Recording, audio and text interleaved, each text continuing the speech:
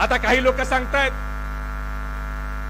की साहेबांनी 38व्या वर्षी निर्णय घेतला, आम्ही 60व्या वर्षी निर्णय घेतला. अंकुशांना यांनी जर 38व्या वर्षी निर्णय घेतला असता तर सरपंच तरी ह्यांच्यासोबत आला असता का?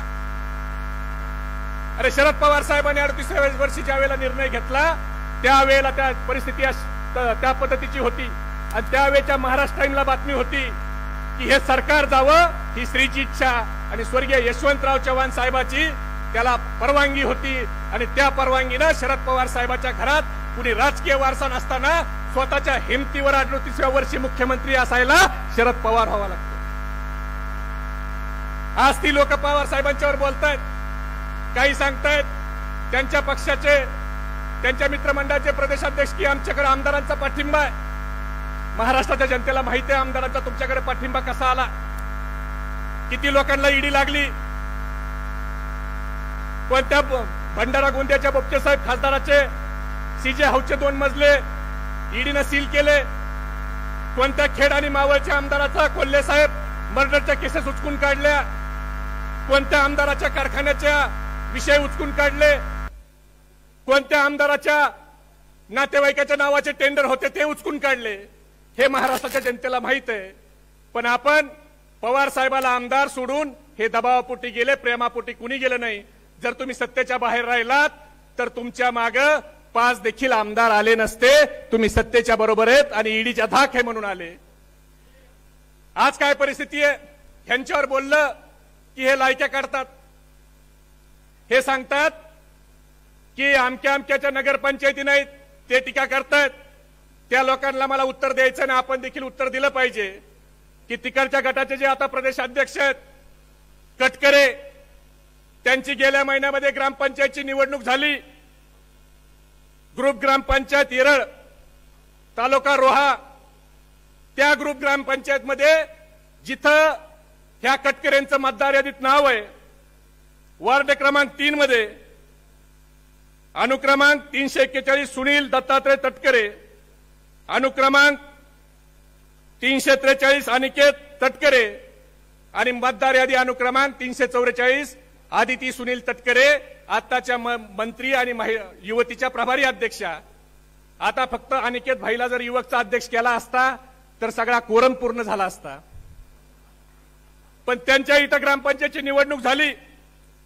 त्यांच्या वार्डात ह्यांचे उमेदवार दळवी चिंतामण रामकृष्ण ह्यांना मतं पडली 181 आणि ह्यांच्या विरोधातला जो उमेदवार आहे किर्जत राजाराम जयराम याला मतं पडली 417.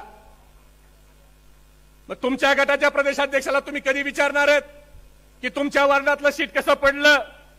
त्याच वार्डातले दुसरे उमेदवार सुतार पल्लवी यांना पडली, ह्यांचे उमेदवार 251 मतं आणि त्यांच्या विरोधात साळवी समृद्धी ह्यांना पडली 341 मतं. लवांडे सर, गेल्या महिन्याची निवडणूक आहे. अरे शरद पवार साहेबाला सोडलं तर तुमच्या ग्रामपंचायतीच्या वार्डातले तुमचे 2 सदस्य पडले. तुम्ही काय दुसऱ्याच्या माप काढताय? आज इथं जो कार्यकर्ता त्या ठिकाणी थांबलाय तो शरद पवार साहेबांच्या विचारानं थांबलाय. आता आपला नाराज व्हायचा काळ गेलेला आहे. आपल्याला आता संघटनेसाठी काम करायचंय. कुणी भविष्यात असं म्हणू नका की मला निरोप मिळाला नाही, मला बोलवणं आलं नाही. कारण आता नाराज व्हायचा काळ नाही, आता लढायचा काळ आहे. आणि लढताना ऐलाने जंग में किसी को बुलाया नहीं जाता, ऐलाने जंग में किसी को बुलाया नहीं जाता, जिसका खून खोलता है वो खुद ब खुद चला आता है. म्हणून आता आपल्याला लढाई करायची आहे. आणि ही लढाई करताना मित्रांनो आपल्याला शरद पवार साहेबांचे विचार त्या ठिकाणी सामान्य माणसापर्यंत पोहोचवायचे आहेत. मला कोल्हे साहेबांच्या आणि सुप्रियाताईच्या जनाक्रोश मोर्चाच्या समारोपाच्या दिवशीचा एक किस्सा सांगायचा आहे पिंपरी चिंचवडचा. इम्रान आणि सागर तापकीर या ठिकाणी त्याला साक्षीदार आहेत. आम्ही पिंपरी चिंचवडच्या नाशिक फाट्यावर चहा घ्यायला सगळ्या युवकांच्या सोबत बसलोत आणि एक 83 वर्षाचे शहा नावाचे गृहस्थ हे तिथं आले आणि त्यांनी बाजूच्या लोकांना विचारलं की हे जे घड्याळाचे गमजे घातलेले पोरं आहेत हे थोरल्या पवारांचे आहेत का हे छोट्या पवारांचे आहेत? तर त्यांना सांगितलं थोरल्या पवारांचे आहेत. ते शहा काका आदबीन आमच्या जवळ आले आणि त्यांनी आम्हाला सांगितलं की तुम्ही सगळ्यात चांगला पोरांनो निर्णय घेतला की तुम्ही शरद पवार साहेबांच्या सोबत राहण्याचा निर्णय घेतला। आणि आज आमच्या ह्या पिंपरी चिंचवडमध्ये आमच्या मुलाला आमच्या नातवाच्या हाताला जे काम आहे, आज जे 2 रुपये आम्ही कमवतोय, हे शहर जे पिंपरी चिंचवड वसलंय हे शरद पवार साहेबांच्यामुळे वसलंय।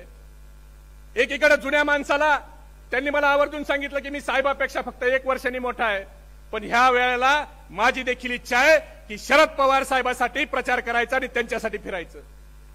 जर 83 वर्षाच्या आजोबाची ती इच्छा असेल तर आपण युवक आहेत, आपली किती इच्छा पाहिजे। पण मला इथं दुःखानं दुसरी एक त्याच पिंपरी चिंचवडचा किस्सा या ठिकाणी जयदेव अण्णा आवर्जून या ठिकाणी सांगायचा आहे की त्याच पिंपरी चिंचवडला 5 वर्षापूर्वी एका हॉटेलला मी जेवायला गेलो। हॉटेलला जेवण करत असताना माझ्या शेजारच्या टेबलला एक नवीन लग्न झालेलं नवरा बायकोचं जोडपं जेवायला बसलेलं आणि त्यांची चर्चा चालली की शरद पवारांनी महाराष्ट्रासाठी काय केलं। एकदा झालं, दुसऱ्यांदा म्हणाले शरद पवार साहेबांनी महाराष्ट्रासाठी काय केलं, तिसऱ्यांदा म्हणाले शरद पवार साहेबांनी महाराष्ट्रासाठी काय केलं। मग राहवलं नाही, उठून त्यांच्या जवळ गेलो, त्यांना विचारलं तुमचं नाव काय, तुम्ही काय करताय। त्यांनी सांगितलं माझं अमकं अमकं नाव आहे, मी अमक्या अमक्या IT कंपनीत सॉफ्टवेअर इंजिनियर आहे। म्हणलं ही कंपनी इथं कशी आली? तो म्हणला माझ्या मालकानं आणली म्हणून आली। पण म्हणलं राजा तुझ्या मालकाने इथं कंपनी आणायच्या अगोदर तुला जे हिंजवडीचं ITF दिसतंय इथं काय होतं? तो म्हणला मला माहित नाही। मी म्हणलं तुला जे हिंजवडीचं ITF दिसतंय इथं एकेकाळी संत तुकाराम सहकारी साखर कारखान्याची मान्यता नवले साहेबांनी आणली होती। पवार साहेबाला बोलवलं, कारखान्याच्या भूमिपूजनाचा नारळ फोडला आणि पवार साहेबांनी भाषणात सांगितलं की मला शेतकऱ्याच्या हितासाठी कारखाना करायचा आहे, पण इथून 5 मैल दूर करायचा आहे। ही जागा मला युवकांच्या ITF साठी राखीव ठेवायची आहे। आणि पवार साहेब मुख्यमंत्री असताना हे आशिया खंडातलं सगळ्यात मोठं जे तुला ITF दिसतंय हे शरद पवार साहेबांच्यामुळे इथं आलं। पवार साहेबांनी इथं ITF आणला म्हणून तुझ्या मालकाने इथं कंपनी आणली, तुझ्या मालकाने इथं कंपनी आणली म्हणून तुला 1.25 लाख रुपये पगाराची नोकरी मिळाली। आणि राजा तुला 1.25 लाख रुपये पगाराची नोकरी मिळाली म्हणून ही बायको तुला मिळाली, नाही तर तुला कोणी दिली असती। आणि आज तो तरुण विचारतोय की शरद पवार साहेबांनी काय केलं। म्हणून आपल्याला मित्रांनो शरद पवार साहेबांचं काम, शरद पवार साहेबांनी सगळ्या समाजासाठी घेतलेले निर्णय हे आता युवकांच्या पर्यंत पोहोचवायला पाहिजेत। कारण आपल्या तरुण पिढीला हे आता जास्त सांगणं गरजेचं आहे। कारण व्हॉट्सअप युनिव्हर्सिटीवर आपली तरुण पिढी अभ्यास करते आणि त्या व्हॉट्सअप युनिव्हर्सिटीवर मेसेज येतो की 70 साल में क्या हुआ। आणि मग आपल्या तरुण भावाला वाटतं खरंय मागच्या 70 वर्षात काही झालं नाही, जे काही झालं ते 2014च्या नंतरच झालं। 2014च्या अगोदर शिर्डीमध्ये यायला रस्ता नव्हता, 2014च्या अगोदर शिर्डीमध्ये एकही हॉटेल नव्हतं, एकही हॉस्पिटल नव्हतं। एवढंच काय लाईटीचा बल्ब देखील 2014 मध्येच शिर्डीमध्ये लागला, त्याच्या अगोदर शिर्डीमध्ये अंधार होता। बरोबर आहे ना? आता फक्त भाजपवाले एवढंच म्हणायचे राहिलेत साहेब की कपड्याचा शोध देखील 2014च्या नंतरच लागला, अगोदर लोक अंगाला पाला गुंडाळून फिरत होती।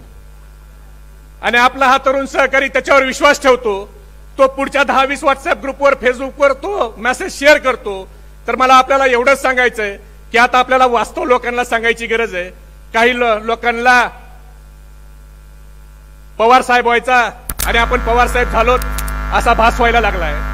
तर त्या लोकांना मला एवढंच सांगायचंय, नकली फुले केसात माळून शरीरात वसंत येत नसतो, नकली फुले केसात माळून शरीरात वसंत येत नसतो, पांढरे केस काळे केले म्हणून कुणी तरुण होत नसतो, आणि पक्षावर दावा केला म्हणून कुणी शरद पवार होत नसतो। जर तुम्हाला शरद पवार व्हायचं असेल तर सत्ता गेली तरी बेहतर, पण ज्या महामानवाने या देशाचं संविधान लिहिलं त्या महामानवाचं नाव मी मराठवाडा विद्यापीठाला देईल हा निर्णय घ्यावा लागतो। तुम्हाला जर शरद पवार व्हायचं असेल तर मंडळ आयोगाच्या विरोधात कमंडल यात्रा निघलेली असताना देखील मंडळ आयोगाची अंमलबजावणी करून 27% ओबीसीला आरक्षण देण्याचं काम तुम्हाला करावं लागतं। तुम्हाला जर शरद पवार व्हायचं असेल तर सामाजिक न्याय आणि आदिवासी या एक खात्याचे 2 खाते करावे लागतात। फक्त 2 खाते करून जमत नाही, तर एकूण बजेटच्या 9.9% निधी हा सामाजिक न्याय आदिवासी विभागाला आणि एकूण बजेटच्या 8% निधी हा सामाजिक न्याय विभागाला द्यायचा कायदा करावा लागतो। तुम्हाला जर शरद पवार साहेब व्हायचं असेल तर अल्पसंख्याक, दीन, दलित, शोषित यांना पुढे घेऊन जाण्याची भूमिका ठेवावी लागती। म्हणून मला सगळ्यांना एवढंच सांगायचंय की आता आपल्याला काळ आपल्याकडे कमी आहे, 9 महिन्याचा वेळ आपल्याकडे राहिलाय। या 9 महिन्यात आपल्याला सगळ्याला युवक पदाधिकाऱ्यांना घोड्यासारखं राहायचंय। मित्रांनो, मी घोडा या शब्द याच्यासाठी वापरला, घोडा कोणी बसलेला बघितलाय का? बघितलाय का? बघितलाय वाटतं। झोपला तरी उभा राहूनच झोपतो, तसं आपल्याला झोपायला सगळ्यांना घरीच जायचंय। पण पुढच्या 9 महिने सकाळपासून संध्याकाळपर्यंत प्रत्येक गावात, प्रत्येक बूथवर जाऊन आपला राष्ट्रवादी युवकचा कार्यकर्ता तयार करायचा आहे। प्रत्येक गावात आपली राष्ट्रवादी युवक काँग्रेसची शाखा करायची आहे। प्रत्येक गावात जाऊन शरद पवार साहेबांचं काम आपल्याला सांगायचंय। आणि ह्याच्यासाठी पुढचे 9 महिने माझ्या सहित आपण सगळ्यांनी झोकून देऊन काम करायचंय। पुढच्या 9 महिने आपल्यासाठी महत्वाचे आहेत। दुसरा, मी घोडा हा शब्द याच्यासाठी वापरला, कोणतीही ताकद मोजायची असली तर ती हाऊस पॉवर मध्ये मोजली जाते। मग ते 1000 हाऊस पॉवरचं जेटचं इंजिन असू द्या, नाही तर 40,000 हाऊस पॉवरचं जेटचं इंजिन असू द्या, तिथंही हाऊस पॉवर म्हणजे घोडा हा शब्द आला।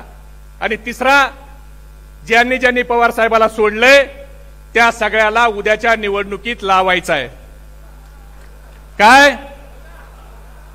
काय हे ह्या सगळ्याचं म्हणणं आहे।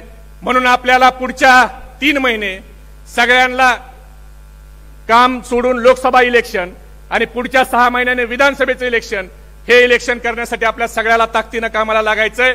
शेवटी पवार साहेबांसाठी मी एवढंच सांगेल, दायरे में सिमट कर आया है, दायरे में सिमट कर आया है, हर रिवायत से हटके आया है, आंधियों को जरा खबर कर दो, शेर पलट कर वापस आया है। म्हणून आपल्याला परत एकदा सगळ्यांना ही ज्योत निष्ठेची घेऊन आपल्या प्रत्येक गावात बूथवर जायचंय आणि कशासारखं राहायचंय? कशासारखं राहायचंय? मग राहणार का सगळे?